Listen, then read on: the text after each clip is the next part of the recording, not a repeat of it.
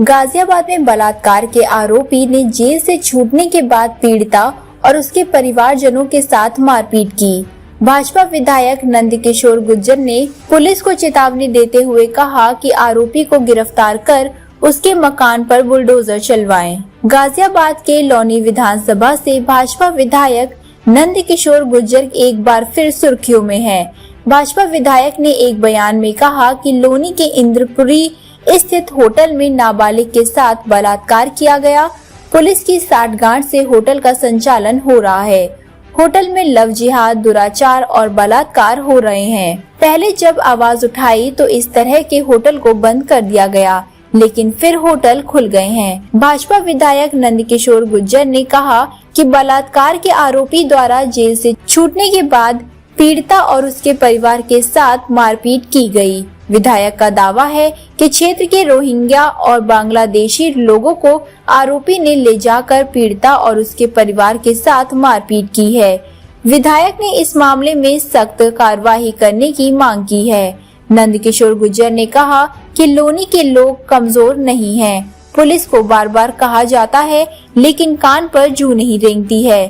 Commissioner system बनने के बाद गाजियाबाद में प्रतिदिन लूट की घटनाएं सामने आ रही हैं। वायसराय घर से नहीं निकलते हैं। विधायक ने पुलिस को चेतावनी देते हुए कहा कि पुलिस आरोपी को 1 सप्ताह में गिरफ्तार करे और मकान पर बुलडोजर चलवाए। भाजपा विधायक नंदकिशोर गुर्जर ने कहा कि लौनी की हर महिला मेरी बहन और बेटी है। मेरी बहन और बेटी के साथ दुराचार हुआ है। मेरे लिए आज डूब मरने के लिए जगह नहीं है। पुलिस के कान बंद हैं। सबके कानों में तेजाब डाला हुआ है। विधायक का बयान सोशल मीडिया पर वायरल होने के बाद गाजियाबाद पुलिस की ओर से भी बयान जारी किया गया है। पुलिस ने जारी किया बयान। एक प्रकरण आज संज्ञान में आया है कि लौनी बॉर्डर थाने में अभियोग पंजीकृत हुआ था, जिसमें उसका प्रतिवादी को केस वापस लेने के लिए धमका रहा है। इसमें अवगत कराना है कि 3 अक्टूबर 2023 को थाना लौनी बॉर्डर पर एक अभियोग पंजीकृत था, जिसमें मारपीट और बलात्कार की घटना दर्शाई थी। इस संदर्भ में 6 अक्टूबर 2023 को अभियुक्त आकिल को गिरफ्तार कर जेल भेज दिया गया था। 16 मई 2024 को अभियुक्त जेल से बेल पर रिहा हुआ है। महिला द्वारा इस संदर्भ में आरोप लगाया गया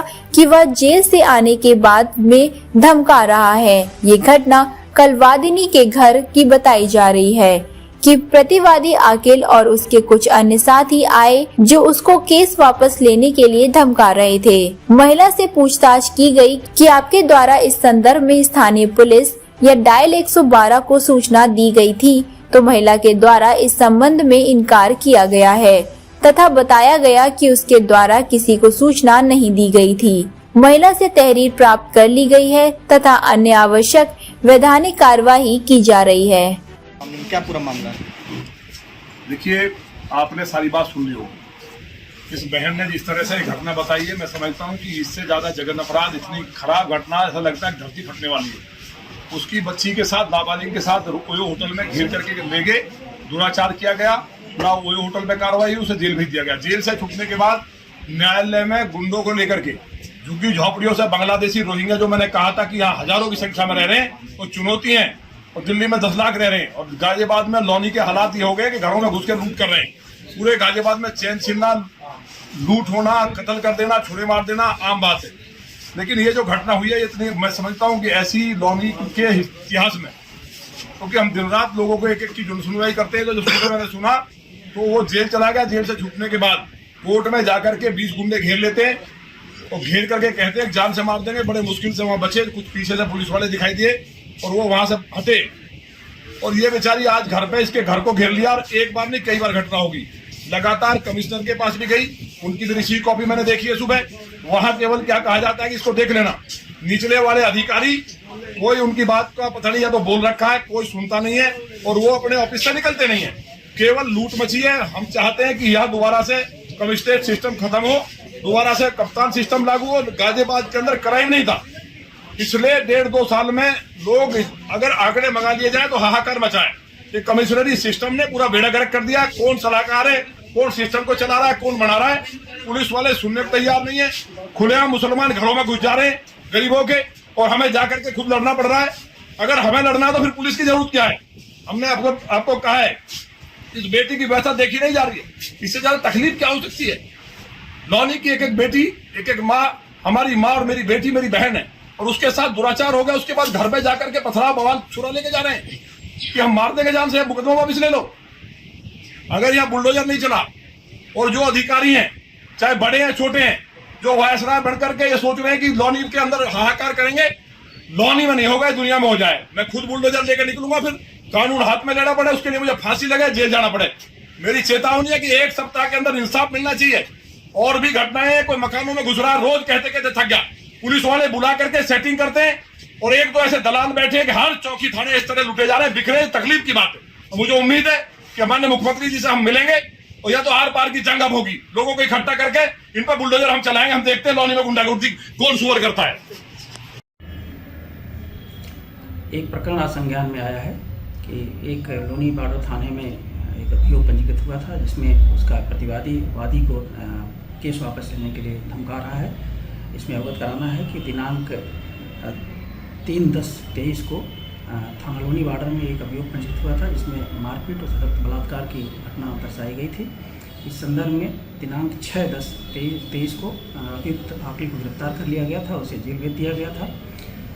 दिनांक 16/5/24 को अभियुक्त आकिल जेल से बेल पर रिहा हुआ है। महिला द्वारा अपने इसी संदर्भ में आरोप लगाया गया कि वो जेल से आने के बाद से धमका रहा है। यह घटना कल की बताई जा रही, कल सायंकाल महिला के जो वादनी है उसके घर की बताई जा रही है। ये प्रतिवादी आकिल और उसके कुछ अन्य साथी आए थे जो उसको केस वापस लेने के लिए धमका रहे थे।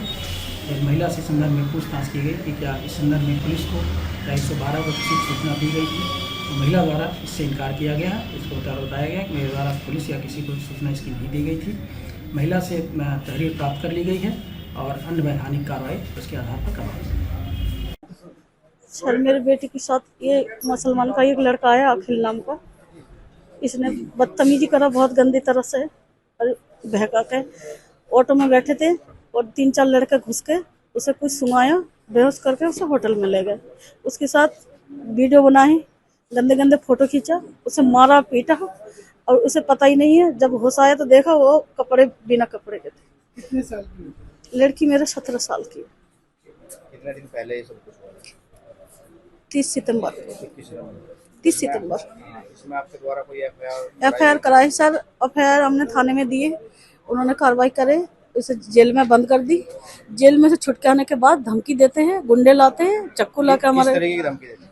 जान से मार देंगे, तेरे बच्चों को मार देंगे, तेरे आदमी को मार देंगे सर, यही बोलते हैं। लेकिन केस वापस ले ले, नहीं जान से मार देंगे। आपने कोई शिकायत की? शिकायत की सर, जब गुंडे लेके हमें थाने वाले हमारे सुनते ही नहीं है। बात रही कल की, तो कल आपके घर पे कुछ घटना हुई थी, क्या क्या मामला था? सर, कल 4-5 आदमी लेके घर में घुसे आए और कहते हैं चाकू लेके, नहीं करे केस वापस ले ले, नहीं जान से मार देंगे। हमने अपनी जान बचाई, गेट नहीं खोला हमने। इस मामले में आपने कमिश्नर साहब को शिकायत दी, क्या आश्वासन दिया? सर, हमने पहले शिकायत करा था, कोई हमारे सुनते नहीं। जब हम विधायक जी के पास गए, आपने भी बताया, विधायक जी ने क्या आश्वासन दिया आपको? कह रहे हम हैं आपके साथ, हम कार्रवाई होंगे इसके।